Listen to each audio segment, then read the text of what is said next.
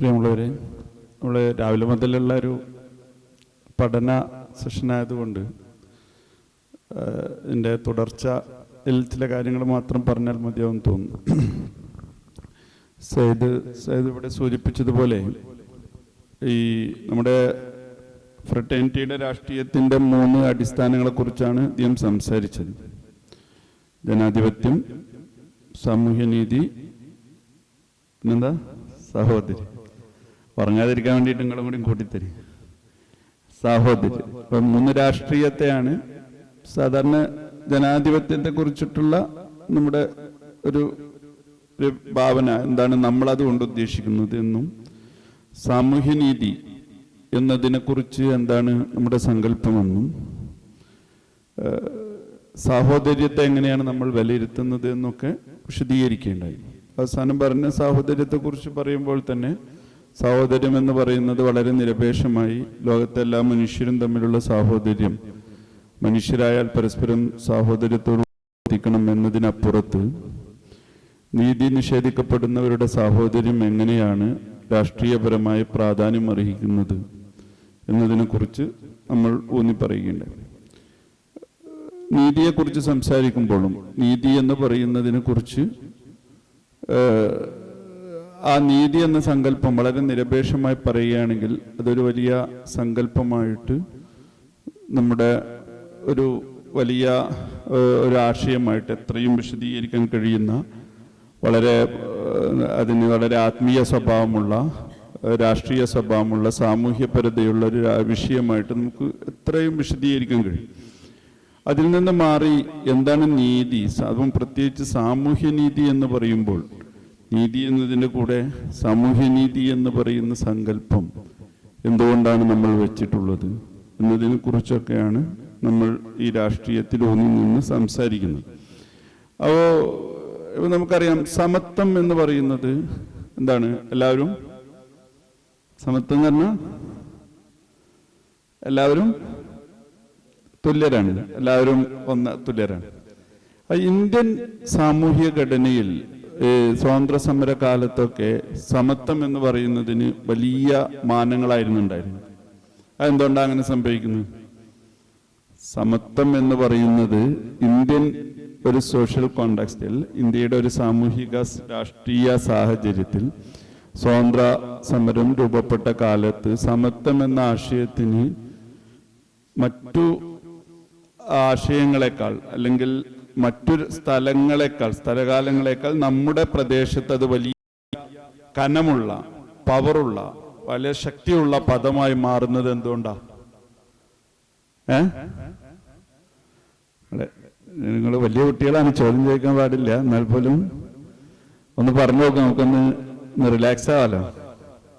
എന്തുകൊണ്ടായിരിക്കും? നമ്മൾ മാത്രമേ ഉള്ളൂ, വേറെ ആരുമില്ല. നമ്മൾ നേതാക്കന്മാര്, പ്രവർത്തകരൊക്കെ തന്നെ ഉള്ളൂ, വേറെ പുറത്തൊന്നും ആരുമില്ല. നിങ്ങൾ പറയും എങ്ങനെ? ജാതി വ്യവസ്ഥ. കുറച്ചും കൂടി നമ്മൾ പറഞ്ഞു നോക്കി. ജാതി വ്യവസ്ഥയാണ് അതിന്റെ ചുരുക്കി പറയാവുന്ന കാര്യം. ഇന്ത്യയിലെ മനുഷ്യരെ തുല്യരായിട്ടായിരുന്നില്ല കണ്ടിരുന്നത്.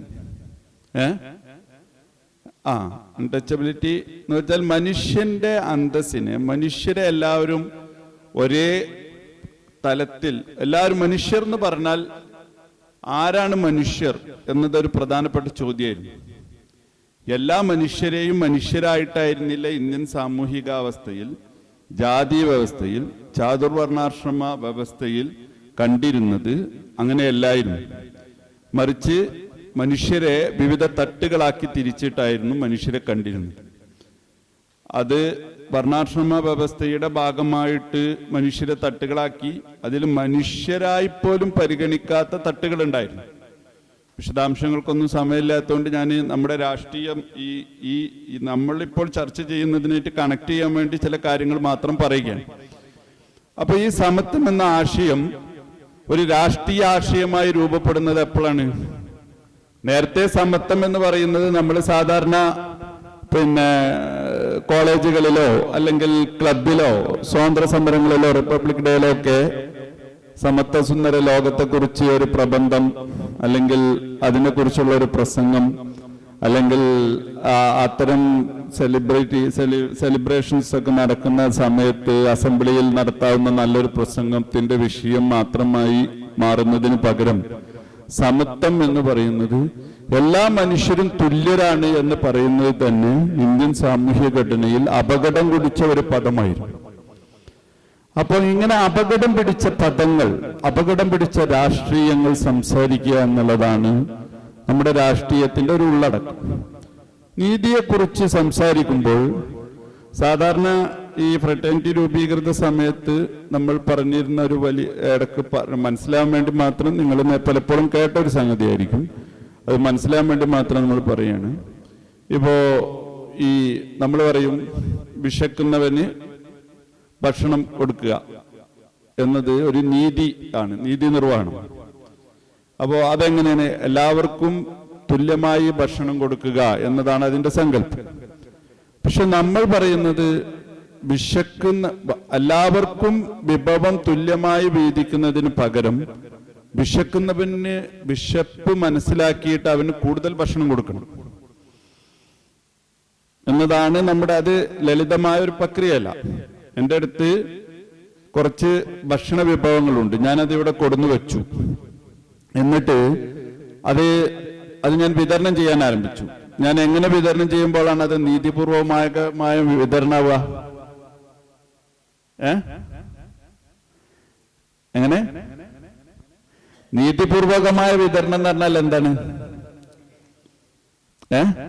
ഒരു കണ്ടെയ്നറിൽ, ഒരേ കണ്ടെയ്നറിൽ നിങ്ങൾക്ക് എല്ലാവർക്കും ഒരേ അളവിൽ തരുമ്പോഴാണ് നീതിപൂർവമായ വിതരണം എന്നതാണ് നമ്മുടെ ഒരു പൊതുസങ്കല്പം. പക്ഷെ നമ്മുടെ സങ്കല്പം എന്താ? വിശക്കുന്നവന് ഭക്ഷണം കൊടുക്കണം, വിശക്കാത്തവന് അല്ലെങ്കിൽ വിഭവം പൂഴ്ത്തിവെച്ചവന്, വിഭവം കയ്യിലുണ്ടായിട്ടും അത് പുറത്തെടുക്കാത്തവന് അവന് ഭക്ഷണം കൊടുക്കാൻ പാടില്ല. അത് നീതിപൂർവമായ വിതരണമല്ല എന്നാണ് നമ്മൾ പറയുന്നത്. അവന്റെ കയ്യിൽ നിന്ന് അത് തട്ടിപ്പറിക്കണം.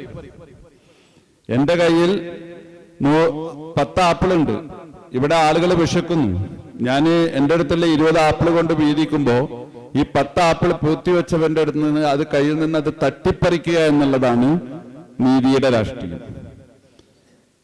ആ വിഭവം എല്ലാവർക്കും, അപ്പോൾ എൻ്റെ കയ്യിലുള്ള വിഭവം 20 ആപ്പിളും 20 ആളുകൾക്ക് വീതിച്ചു കൊടുത്ത് സായുജ്യം അടയുക എന്നുള്ളതല്ല, മറിച്ച് ഇല്ലാത്തവന്റെ അടുത്ത് നിന്ന് വാങ്ങിക്കാനും ഉള്ളവന്റെ അടുത്ത് നിന്ന് ഇല്ലാത്തവന് കൂടുതൽ കൊടുക്കുവാനും ഉള്ളവന്റെ അടുത്ത് നിന്ന് അമിതമായി പൂഴ്ത്തിവെച്ചവന്റെ കയ്യിൽ നിന്ന് വാങ്ങിച്ചെടുക്കാനും കഴിയുന്ന രാഷ്ട്രീയത്തെയാണ് നമ്മൾ നമ്മുടെ രാഷ്ട്രീയത്തെയായി സൂചിപ്പിക്കാറുള്ളത്. ഞാൻ നിങ്ങൾക്ക് ഒരു വളരെ പ്രാഥമികമായ ലെവലിൽ മാത്രം കണക്ട് ചെയ്യാൻ വേണ്ടി പറഞ്ഞതാണ്. അതിനേക്കാൾ വ്യക്തമായ ഭാഷയിൽ ഇന്ന് അതിന്റെ വിശദാംശങ്ങളൊക്കെ നിങ്ങൾ കേട്ടിട്ടുണ്ടാകും. സൈദ ഇവിടെ സൂചിപ്പിച്ചതും അതേ രാഷ്ട്രീയത്തിന്റെ വിശദാംശങ്ങളാണ്. എങ്ങനെയാണ് വൈവിധ്യങ്ങൾ? ഇപ്പോ ജനാധിപത്യം എന്ന് പറയുമ്പോൾ എല്ലാ വൈവിധ്യങ്ങളെയും ഉൾക്കൊള്ളാൻ വേണ്ടി എങ്ങനെയാണ് ഒരു രാഷ്ട്രം തയ്യാറാകുന്നത്? ഏറ്റവും ദുർബലരായ മനുഷ്യരെ സാധാരണ നമ്മൾ പറയാറുണ്ട്. ഇപ്പോ സൈദ് സൂചിപ്പിച്ച തട്ടത്തിന്റെ കുറിച്ച് തന്നെ പറയുകയാണെങ്കിൽ, ഇപ്പോൾ നമുക്ക് അവസാനം നടന്ന സ്കൂൾ യൂണിഫോം വിവാദം നമുക്കറിയാം.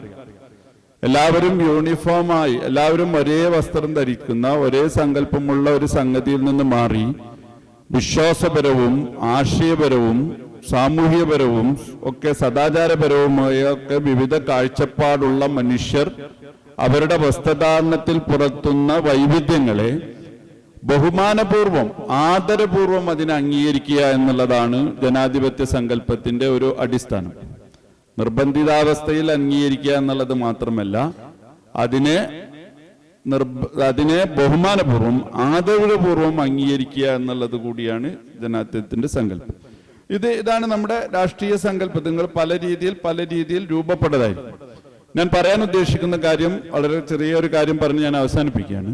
ഞാൻ പറയുന്നത്, ഇവിടെ നടക്കുന്ന എല്ലാ സാമൂഹിക രാഷ്ട്രീയ പ്രശ്നങ്ങളെയും ഈ രാഷ്ട്രീയ ആശയത്തിന്റെ പ്രതലത്തിൽ നിന്നുകൊണ്ട് വിശകലനം ചെയ്യാൻ, മനസ്സിലാക്കാൻ, നോക്കിക്കാണാൻ, അങ്ങനെ വിലയിരുത്തുവാനുള്ള ശേഷിയാണ് വെൽഫെയർ ഫ്രട്ടേണിറ്റിയുടെ നേതൃത്വത്തിലിരിക്കുന്ന ഒരു ടീം എന്ന നിലക്ക് നിങ്ങൾക്കുണ്ടാകേണ്ടത്. ഒരു വിഷയത്തെ, ഇപ്പോൾ ഫ്രട്ടേണിറ്റി രൂപീകരണ സമയത്ത് ഉണ്ടായ വലിയൊരു സംഗതിയായിരുന്നു. നിങ്ങളുടെ ശ്രദ്ധയിലൊക്കെ ഉണ്ടോ എന്ന് എനിക്ക് അറിഞ്ഞൂടാ. കേരളത്തിൽ രൂപപ്പെട്ട ഒരു വലിയ വിവാദമായിരുന്നു ചുംബന സമരം എന്ന് പറയുന്നത്. ആ സമരത്തിൽ യഥാർത്ഥത്തിൽ എന്തായിരുന്നു, കേരളത്തിലെ കോഴിക്കോട് ടൗണിലെ കിസ് ഓഫ് ലോ അറിയോ? നിങ്ങൾക്ക് ചരിത്രം അറിയോ? അപ്പൊ അതെന്താന്ന് വെച്ചാൽ കോഴിക്കോട് ടൗണിലെ ഡൗൺ ടൗൺ അല്ലേ, ഡൗൺ ടൗൺ എന്ന് പറയുന്ന ഒരു ഹോട്ടലിൽ പിന്നെ ഭക്ഷണം കഴിച്ചുകൊണ്ടിരിക്കെ രണ്ട് യൂത്ത് അവര് ഇരുന്ന രീതി ശരിയല്ല എന്നൊക്കെ പറഞ്ഞിട്ട് അവിടുത്തെ ടീം വന്ന് അടിച്ചു, തകർത്തു, അവിടെ ഹോട്ടലിൽ പ്രശ്നം ഉണ്ടാക്കി. അപ്പോ യഥാർത്ഥത്തിൽ അതൊരു സദാചാര പ്രശ്നമായിട്ടാണ് കേരളത്തിന്റെ സാമൂഹിക രാഷ്ട്രീയ സംവിധാനങ്ങളൊക്കെ അതിനെ കൈകാര്യം ചെയ്തത്. എന്നാൽ യഥാർത്ഥത്തിൽ അതെന്തായിരുന്നു എന്ന് ചോദിച്ചാൽ അത് വർഗീയ ഫാഷിസ്റ്റ് ശക്തികളുടെ കേരളത്തിൽ ഇന്ന് നമുക്ക് കുറച്ചുകൂടി പ്രകടമായ, അന്ന് അത്രത്തോളം പ്രകടമല്ലാത്ത പ്രശ്നങ്ങൾ സൃഷ്ടിച്ച് മുസ്ലിം ചെറുപ്പത്തെ, അതേപോലെ മുസ്ലിം ഐഡന്റിറ്റിയുള്ള സ്ഥാപനങ്ങളെ, മുസ്ലിം ബാക്ക്ഗ്രൗണ്ട് ഉള്ള സ്ഥാപനങ്ങളെ, കച്ചവട സ്ഥാപനങ്ങളെ ഒക്കെ തകർക്കുവാനുള്ള ബോധപൂർവമായ ഒരു ശ്രമത്തിന്റെ ഭാഗമായിട്ട് സംഘപരിവാർ ഉയർത്തിവിട്ട ഒരു വിവാദമായിരുന്നു. അപ്പൊ അതിനോട് ഇവിടുത്തെ മുഖ്യധാര ഇടതുപക്ഷവും ഇവിടുത്തെ മാനവ സംഗമം എന്ന് പറഞ്ഞിട്ട് അന്നൊരു സംഗമമൊക്കെ നടന്നിരുന്നു. മാനവ സംഗമം എന്ന് പറഞ്ഞാൽ അന്ന് മനുഷ്യർ എന്ന് പറഞ്ഞ ഒരു സംഗമം വിളിച്ചു ചേർത്തു. ആ മനുഷ്യർ എന്ന് പറഞ്ഞ് വിളിച്ചു ചേർത്ത സംഗമത്തിൽ എല്ലാവരും ഈ സ്വാതന്ത്ര്യം വേണം, സ്ത്രീ പുരുഷ സമത്വം വേണം എന്നൊക്കെ പറഞ്ഞ് സ്ത്രീകളും പുരുഷരും ഒക്കെ ഒരുമിച്ച് കൂടി പരസ്പരം അങ്ങോട്ടും ഇങ്ങോട്ടൊക്കെ കിസ് ചെയ്യുന്ന ഒരു രാഷ്ട്രീയ ഒരു സമരമായിട്ടാണ് അതിനെ രൂപപ്പെടുത്തിയത്. പക്ഷെ യഥാർത്ഥത്തിൽ അത് ഒരു സദാചാര പ്രശ്നമല്ലായിരുന്നു എന്നുള്ളത് ഒരു രാഷ്ട്രീയപരമായി അവതരിപ്പിക്കുകയും മാനവ സംഗമത്തിന് പകരം അമാനവ സംഗമം എന്ന് വെച്ചാൽ മനുഷ്യരല്ലാത്തവരുടെ സംഗമം. നിങ്ങൾ മനുഷ്യ സംഗമം എന്ന് പറയുന്നതിൽ എല്ലാ മനുഷ്യരും ഉൾപ്പെട്ടിട്ടില്ല, അതുകൊണ്ട് ആ മനുഷ്യരിൽ ഞങ്ങളില്ല, ഞങ്ങൾ അമാനവ സംഗമം നടത്തുന്നു എന്ന് പറഞ്ഞുകൊണ്ട് അതിനോടൊരു പ്രതിരോധ രാഷ്ട്രീയം നമ്മൾ തീർത്തത് നമുക്ക് വലിയ പങ്കുണ്ടായിരുന്ന ഒരു സമരമായി. രോഹിത്ത് ഇനി ഈ സംഗതി രൂപപ്പെടുന്ന എങ്ങനെയാണ്, ഒരു സാമൂഹിക രാഷ്ട്രീയ പ്രശ്നത്തെ നോക്കിക്കാണുന്ന ഒരു സങ്കല്പത്തെ, അതിൻ്റെ ഒരു വിശകലന രീതിയെ അതിൻ്റെ കടക്കൽ കത്തിവെച്ചുകൊണ്ട് അങ്ങനെയല്ല അതിനെ മനസ്സിലാക്കേണ്ടത് എന്നുള്ളതാണ്. നേരത്തെ ഇവിടെ സയ്യിദ് പറഞ്ഞു, കാരണങ്ങളെ മുൻനിർത്തിക്കൊണ്ടാണ് നമ്മുടെ രാഷ്ട്രീയത്തെ രൂപപ്പെടുന്നത്. രോഹിത്ത് വെമുല സമരത്തെ പ്രത്യേകിച്ച് കേരളത്തിൽ അല്ലെങ്കിൽ നമ്മുടെ രാഷ്ട്രീയ നമ്മൾ ഫ്രട്ടേണിറ്റി രൂപീകരിച്ചത് തന്നെ ഒരു ജസ്റ്റിസ് ഫോർ രോഹിത് വെമുല എന്ന് പറയുന്ന ഒരു വലിയ മൂവ്മെന്റ് രൂപീകരിച്ച് നമ്മൾ അതിനെ ഒരു തിരുവനന്തപുരത്ത് വെച്ച് അതിനെ കേന്ദ്രീകരിച്ച് നടത്തിയ വലിയ ഒരു രാഷ്ട്രീയ മുന്നേറ്റത്തെ മുൻനിർത്തിയാണ് നമ്മൾ അതിലെ കേരളത്തിലെ നമ്മുടെ രാഷ്ട്രീയ ബന്ധങ്ങളൊക്കെ രൂപപ്പെടുത്തിയത്. അതിൽ നേരത്തെ പറഞ്ഞ കാര്യമായിരുന്നു നമ്മൾ പറഞ്ഞു, എന്തുകൊണ്ട് രോഹിത് വെമുല കൊല്ലപ്പെട്ടു, അല്ലെങ്കിൽ രോഹിത് വെമുലയുടെ മരണത്തെപ്പോലും നമ്മൾ വിശ്വസിച്ചത് കേവല ആത്മഹത്യ എന്നതിന് പകരം അതൊരു വ്യവസ്ഥാപിതമായ ഒരു ഇൻസ്റ്റിറ്റ്യൂഷണൽ മർഡർ, ഒരു കൊലപാതകമായിരുന്നു എന്നതാണ് നമ്മൾ വിശേഷിപ്പിച്ചത്. അപ്പൊ അതിന്റെ സങ്കല്പത്തെ പൊളിക്കുക, ഏതോ ഒരു കുട്ടി നിരാശ പൂണ്ട് ആത്മഹത്യ ചെയ്തു എന്ന് പറയുന്ന കേവല വായനക്കപ്പുറത്ത് ഒരു വ്യവസ്ഥ ഒരു കുട്ടിയെ, ഇത്തരം നീതി നിഷേധിക്കപ്പെടുന്ന മനുഷ്യരെ എങ്ങനെയാണ് കൊല്ല ചെയ്യുന്നത്, കൊല ചെയ്ത് ഇവിടെ കുറെ ധാരകൾ ജീവിക്കുന്നത് എന്തുകൊണ്ടാണ്, അവരുടെ പ്രതിസന്ധി എന്താണ് എന്ന രാഷ്ട്രീയം നമ്മൾ ഉയർത്തുകയാണ്. അതുകൊണ്ട് രോഹിത് വെമുലയുടെ മരണക്കുറിപ്പ് നമ്മൾ വ്യാപകമായി പ്രചരിപ്പിച്ചു.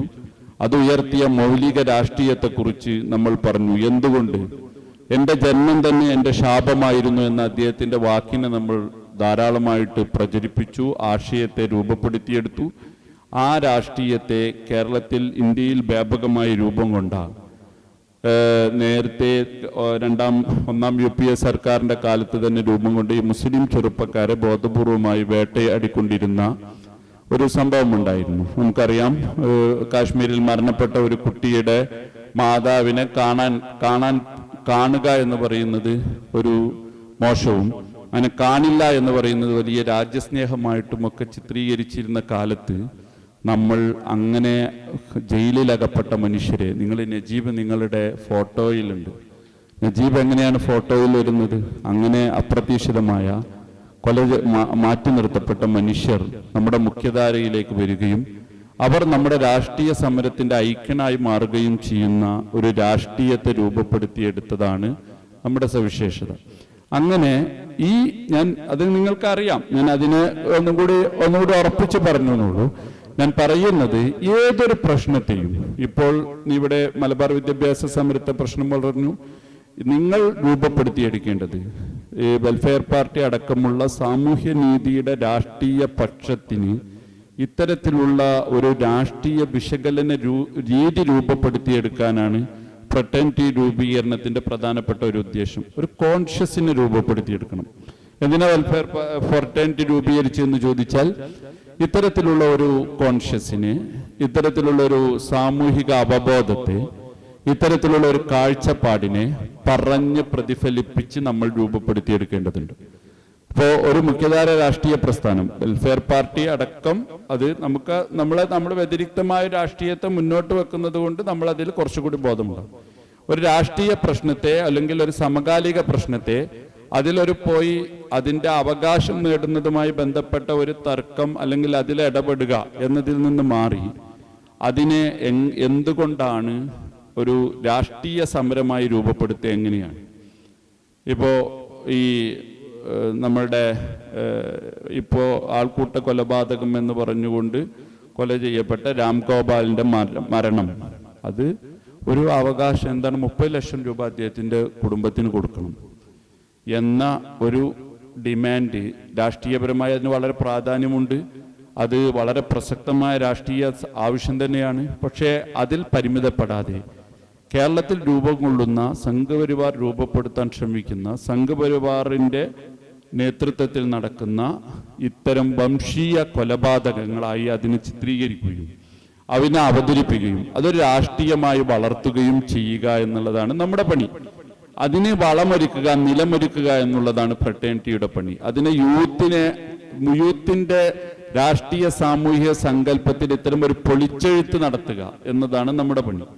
സാമൂഹിക രാഷ്ട്രീയ രംഗത്ത് നമ്മൾ ഇന്ത്യ അല്ലെങ്കിൽ കേരളീയ സാമൂഹിക രംഗത്ത് ഇത്തരത്തിലുള്ള ചിന്തകളെ പ്രസരിപ്പിക്കുക, അങ്ങനെ ആരും പറയാൻ അത് തയ്യാറാവാത്ത സമയത്ത് അല്ലെങ്കിൽ ആരും പറയാത്ത ഒരു ഭാഷയിൽ അതിൻ്റെ ശക്തിയോടുകൂടി അത് പറഞ്ഞുകൊണ്ടിരിക്കുക എന്നുള്ളതാണ് ഫ്രട്ടേണിറ്റിയുടെ ഉത്തരവാദിത്തമായിട്ട് നമ്മൾ മനസ്സിലാക്കുന്നത്.